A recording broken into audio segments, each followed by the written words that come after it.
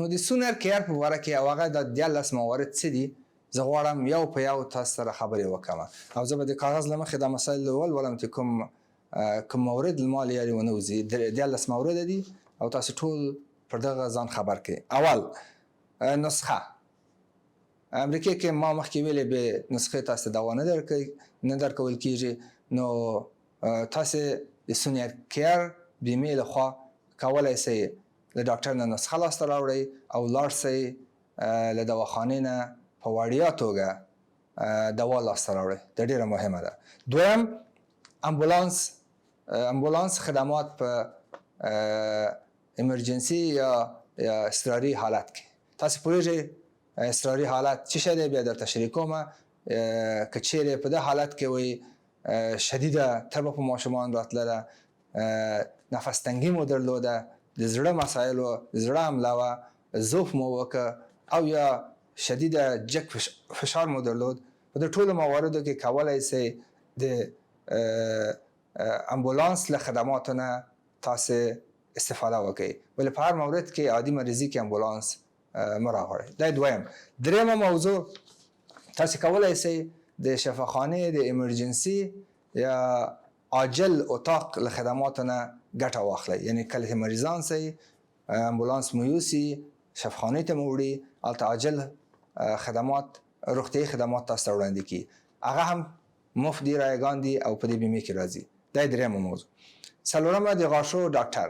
تاسو کولی شئ له دې بیمې له طریقه غاښو ډاکټر سره وخت واخلئ، خپل غاښونه هر 6 میاشتې اول پرېوئ، غاښونه مو چک کړي، غاښونه مو مشکل نه لري، کې لري او که چېرې مشکل لري.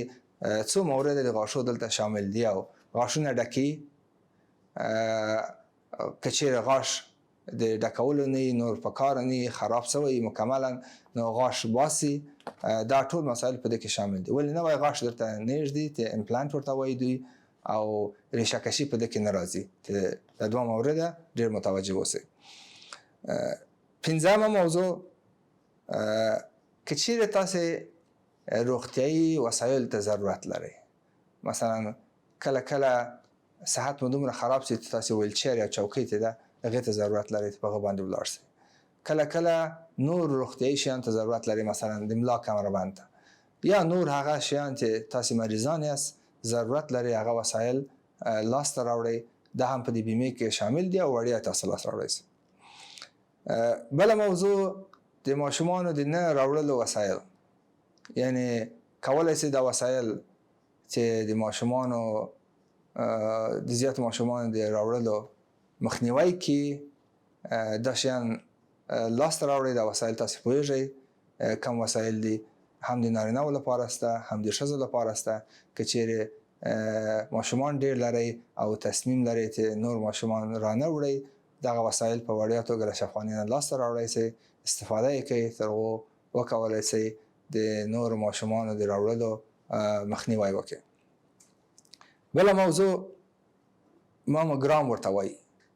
دا هغه اکسرې او نور رقم معاینات دي د ښځو لپاره مشخص دي چې د ښځو سینې معاینه کیي، اکسرې کیي، تر هغو کوم مشکل پکښې نه اوسي، خصوصا سرطاني مشکلات، سرطاني ناروغۍ.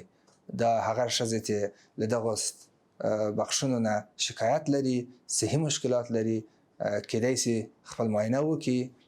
دا معاینه وړیا ده، تر هغو تاسې پوه شئ چې آیا دا مشکل لرئ که نه لرئ.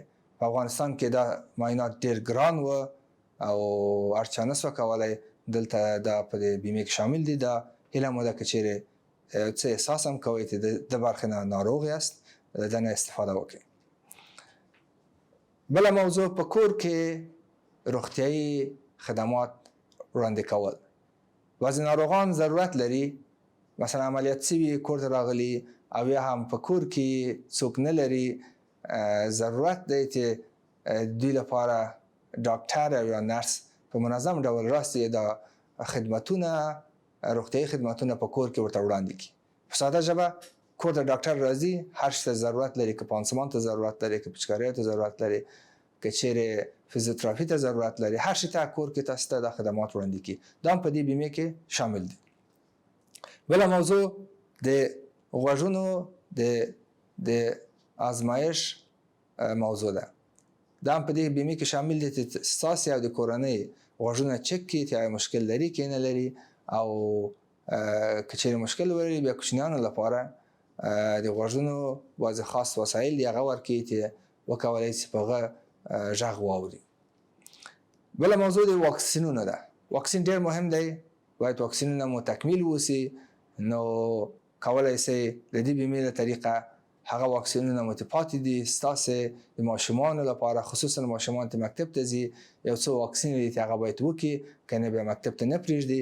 نو هیله مو دا دا واکسینونه وکړئ، دا مفت دي، د بیمې کې راغلي دي او کولی شئ خپله ورسئ وخت واخلئ یا خپل کورنۍ یا معالج ډاکټر سره وګورئ تر هغو چې تاسو ته وایي کوم واکسینونه مو پاتې دي او دا واکسینونه وکړئ.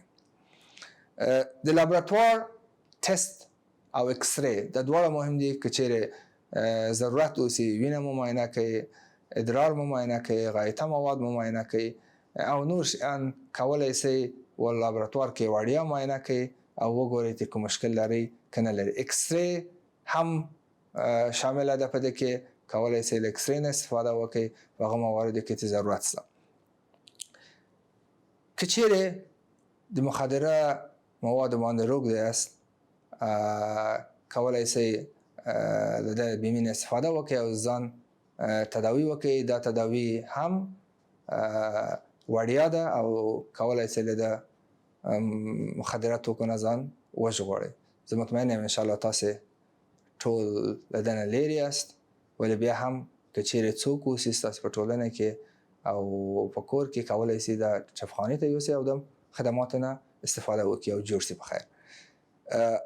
آخري موضوع چې تاسې پرې نه پوهېږئ، زه مطمئنه یم او اکثرا د ډاکټر اپاینټمنټ یا وخت د ډاکټر سره اخلي، هغه له تاسو نه له لاسه ولاړ شي.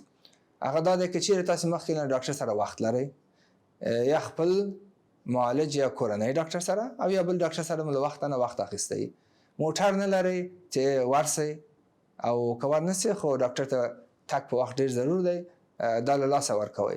کیدای شي زنګ ووهئ، تاسو ته په وړیا توګه موټر راستي، مریض انتقالي، کله چې چک سه او بیرته یې راوړي. دا معمولا هغه مریضان دي چې له ډاکټر سره وخت اخیستی.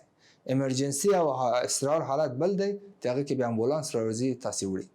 نو دا 14 مورده ښه ځان پرې پوه کړئ او له دې مواردو نه ګټه واخلئ. دا ډېر مهم دي، صحي مسایل ډېر مهم دي. تاسې باید صحتمنده اوسئ او هیڅ نوع مریضي ونه لرئ. د ماشومانو لپاره دا بیمه دوامداره ده. ماشومان ته نور خدمات هم د دې بیمې له طریقه وړاندې کیږي. مکمل ماشوم چکیږي چې کوم مشکل ولري که ونه لري. د ماشوم مخکې مې د غوږو لپاره خاص ځانګړي معاینات دي ورکې.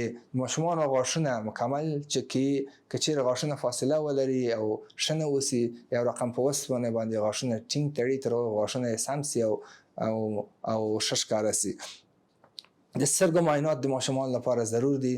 که فکر کوئ ماشومان مو سترګو مشکل لري، سم نسی لیدی، ډاکټر ته یې یوسئ، سترګې معاینات ورته کړي او عینکې ورکړي. دا یوازې د ماشومانو لپاره دي، د مشرانو لپاره د سترګو عینکې نه ورکړي. نو که ماشومان مو دا تکلیف لري له ده نه استفاده وکړئ. که ماشومان مو هغه ته ضرورت لري، بعضې مواردو کې ماشومان ښه خبرې نسی کولی، کله کله ژبه بندېږي، نو دا هم کیدای شي ډاکټر ته یوسئ. د ده لپاره هم لازمه خدمتونه شته. نو دا ټول هغه موارد دي چې ستاسې بیمې کې شامل دي. له بیمې ځان خبر کړئ، د بیمې په ګټو ځان خبر کړئ او که مو ځان بیمه کړی نه ځان بیمه کړئ.